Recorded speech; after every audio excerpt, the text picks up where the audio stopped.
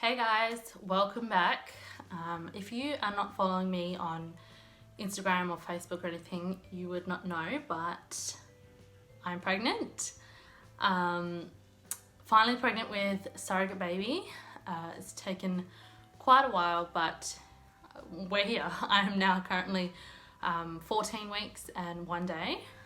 So this is going to be like a first trimester update. I didn't film anything at all leading up to the transfer or even after the transfer. I barely filmed anything, mainly because after the first two failed transfers, I wanted to go into the third one not focusing on it as much as I was, and so I really wanted to have this, calm sort of attitude and, whatever will be, and so that's what I did. I didn't really, do anything different. I stopped changing my diet and stuff like that. I just did what I usually did. And thankfully it worked on the third go. So we did a fresh transfer of a 3-day embryo. And like I said, I just really went into it calmly, except for the day. The day of the transfer was quite hectic. I had a doula client who was due around that time, and I was hoping that she wouldn't go on that day, but of course she did. And just as I was about to go into the procedure, she rings me up and says that she's in full-blown labour. So the whole time I was doing this embryo transfer, I was watching the clock, just being like, oh my gosh, I need to get out of here, my mind was completely in a different place. Once the transfer was done, you have like a half an hour where you have to lie down for half an hour and just chill out for a bit. So literally, again, I was just sitting there like, oh my goodness, I have to go. And so as soon as that time was up, I was straight out of there, straight to my doula client. And luckily I got there just in time before baby was born. I think it was I got there and baby was born half an hour later. So pretty hectic, but I think being at that birth on that day, it was meant to be, and it really helped this baby stick. With all the oxytocin vibes and everything, it was, blessing in disguise. It all worked out in the end. After that transfer, the day later, the next day, I ended up throwing up, which was really bizarre because I never throw up, and I just woke up that morning and was like, blah. It was really strange because it would have been way too early for it to be morning sickness. But then what else could it have been? I'm putting it down to stress from the day before, rushing to get to my doula client. But that was very odd. But then I had a couple weeks where I was feeling pretty good, and then morning sickness hit me at about 6 weeks. And I had a couple weeks where I was really, really bad, where I couldn't eat anything and I literally just could not do anything. It was all day long. Luckily, Trent was home for a lot of this time. He was doing his TAFE block and then working in Perth for a bit. So he was home for about a month, which again, the timing, he never does that. He's never home for more than 2 weeks doing his TAFE block, but he was home for almost a month, So it was, perfect timing. He was there, he took care of me. Luckily I got through that, and the morning sickness slowed down at about 10-11 weeks, and now that we're at 14 weeks I haven't felt really anything at all. So I'm thankful that is over now. So I haven't really been feeling anything else other than tiredness. That's been my main symptom, is the fatigue. I've just been really, really tired, but it's also been school holidays, so it could be the fact that I've got the 2 kids running around as well.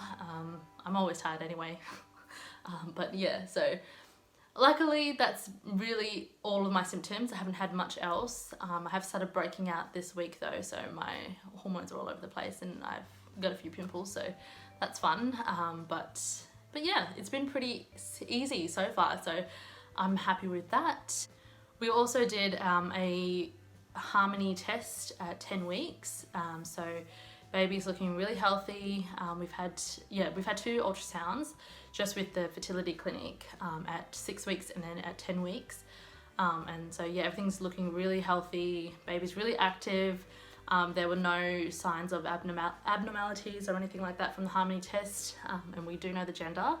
I'm not going to reveal that yet until my intended parents say that it's all good to reveal that. But yeah, I did tell them. I was the one to tell them, obviously, because I was there when I got the results, and they were at work. So I went out and got one of those big black balloons with the colour inside, and went to go see them and got them to pop it, and that was really fun. So yeah, we did that at 10 weeks, and then at 12 weeks it was my intended mother's birthday, and so she had a birthday party on the Saturday and Sunday. And on Saturday it was her with her family, like all of her both sides of the family. And so they had like a little, you know, surprise. They had a big box that the intended father gave intended mother, and she opened it and it was like, you know, baby KK is coming in April 2019. And so it was really, really cool. So they did that both with their family on Saturday and then friends on Sunday. So I was there for both of that, and that was the most incredible weekend. Just being there to see how many people, you know, are so excited for this baby, and you know, yeah, the love already. There was so many tears, but it was really, really, really great. And I'll forever cherish those moments. I do have those filmed as well, but I'm not sure if I'll share those because that's all their, you know, their family and friends. So yeah, yeah.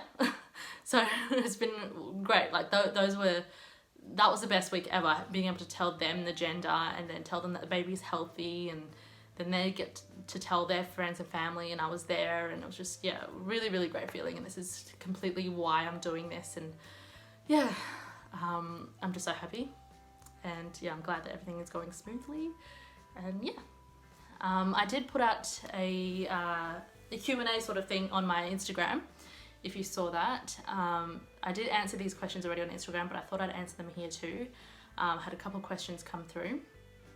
One of them, the first one was if it's been hard to be a surrogate, and with all the counselling and all that. So it hasn't been too hard with the counselling and the psychs and the legals and stuff. That was all pretty standard and straightforward and easy to, you know, just tick off all those boxes. But what really got me was the failed embryo transfers. That was when it got really hard, and you know, I was sort of just like, oh shit, now what do I do if it doesn't work? That was, yeah, so I'm really thankful that the third one worked, and now we're here. So yeah, that was really where the hard part was, and so far the pregnancy's been pretty easy, so fingers crossed it goes the same way throughout the pregnancy. Another question I got was this was a very common question, if I will see the baby or the family after giving birth. And hopefully me and Trent, me and the kids are all really good friends with our intended parents now, so we hope to continue that after the surrogacy. I don't see a reason why we wouldn't stop contact. So yeah, I think that we will, yeah, forever be friends, we'll forever be connected. So yeah, hopefully we stay in contact, and you never know, there may be a sibling project down the line, you never know, so hopefully. Another question I got was, how did I tell my intended parents? And this is a funny one because I actually have the screen recording of the phone call. I'd FaceTime them. I did answer this on my Facebook, on my Instagram, sorry. So yeah, hopefully I can share that soon, but my intended parents don't really want to put their faces out there yet, just because of work reasons and stuff like that. So, but you probably would have seen them in the other video. Anyways, so I took a few tests from after 6 days after the transfer. I started taking tests and I started having positives, and they were growing darker every day. But I didn't want to tell my intended parents just yet, just in case, you know, it was false positives, I don't know. So I wanted to wait till bloods. So 10 days post-transfer, I did a blood test, and when the results came back in, I was going to drive to their house and have the sign that says, you know, baby KK is coming in April. But the nurse was like, I legally have to call them after this, because if they don't get the results, that's on the clinic, not me. So I was just like, oh shit, now I don't have time to go to their house because they were at work. And so I quickly was like, give me 10 minutes and I'll call them first and I'll let them know, and then you can call them. So that plan went out the window, so I had to FaceTime them, which was not how I wanted to do it, but anyways, it still was great. So yeah, FaceTime them, and I was like, I did a sneaky blood test, and then I showed them the photo of my little sign with the pregnancy tests and stuff, and yeah, so it was really, really sweet. My intended mother started crying, and it was just, yeah, they were quite shocked because I did the test a day earlier. I told them that I was going to do it on a Saturday, but I did it on the Friday, so sneaky. But yeah, so I've still got that screen recording on my phone, and I watch it every now and then because it's such a lovely video, even though there's no sound to the video, but I love it. So yeah, I hope I can share that one day. So another question I got was if the family will come to all of my appointments.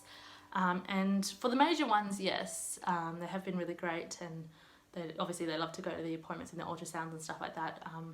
But for little blood tests and little checkups like that, they're happy for me to just get on with it because, yeah, they both work full time, and it's kind of hard to coordinate, you know, all of our their work schedules with the kids' school schedules and stuff like that. So, yeah, for the main ones appointments, they'll be there.